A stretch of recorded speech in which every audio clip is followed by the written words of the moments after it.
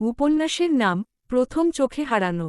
লেখিকা মামুনিয়া নূর। পর্ব ২২ নীরব সিদ্ধান্ত।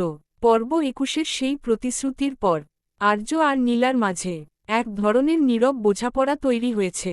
কথা কম, কিন্তু অনুভূতি স্পষ্ট। বাড়ির মানুষও যেন কিছুটা বদলে গেছে। আগের মতো প্রশ্ন নেই, কিন্তু চোখে চোখে অনেক কথা। দুপুরে নীলা রান্নাঘরে সাহায্য করছিল। মামি হঠাৎ বললেন, নীলা, তোর কি মনে হয় জীবনে সবচেয়ে দরকারি জিনিসটা কি?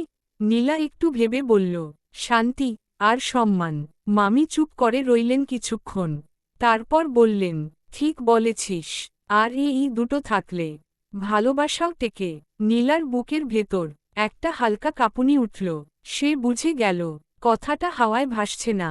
সন্ধ্যায় আর্যকে ডেকে নিলেন মামা। ঘরের দরজা বন্ধ, বাইরে অপেক্ষা। নীলা বারান্দায় দাঁড়িয়েছিল, হাত দুটো জড়ানো, চোখ বারবার দরজার দিকে। কিছুক্ষণ পর দরজা খুলল। আর্য বেরিয়ে এল। তার মুখে অতিরিক্ত উচ্ছ্বাস নেই, আবার দুশ্চিন্তাও না। নীলা ধীরে কাছে এগিয়ে এল। কি হলো?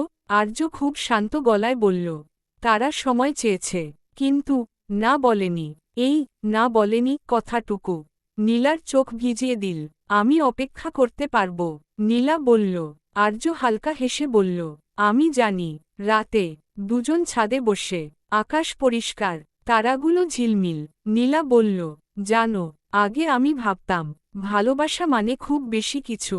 আর্য তাকালো তার দিকে। এখন বুঝেছি।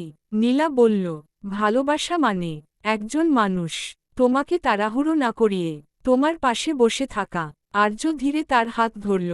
তুমি যদি পাশে থাকো, আমি সব অপেক্ষা পারব। নীলা চোখ বন্ধ করল এক মুহূর্ত। এই স্পর্শে আর উত্তেজনা নেই, শুধু ভরসা। এই রাতে কোনো প্রতিজ্ঞা জোরে বলা হলো না, কোনো বড় ঘোষণা নয়, কিন্তু দুজনেই জানে গল্পটা এখন আর ভেঙে যাওয়ার নয়। এটা ধীরে ধীরে নিজের শেষের দিকে হেঁটে যাচ্ছে। অর্ধচন্দ্র পর্ব ২৩-এ আসবে পরিবার থেকে স্পষ্ট ইঙ্গিত আর শেষ সিদ্ধান্তের ছায়া। দুটি রোজার আগেই পুরো গল্প পেতে সাবস্ক্রাইব ফলো করতে ভুলবেন না। সাদা হার্ট।